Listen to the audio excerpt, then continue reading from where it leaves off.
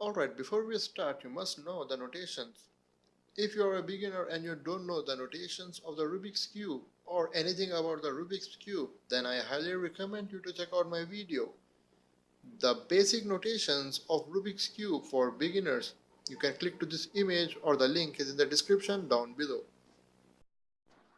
Alright, in order to achieve the pattern of chessboard, follow the algorithm very carefully.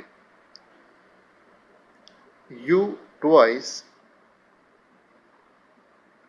then D twice,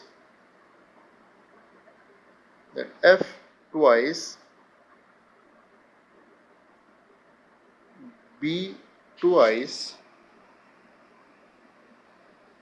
then L twice, and in the last R twice.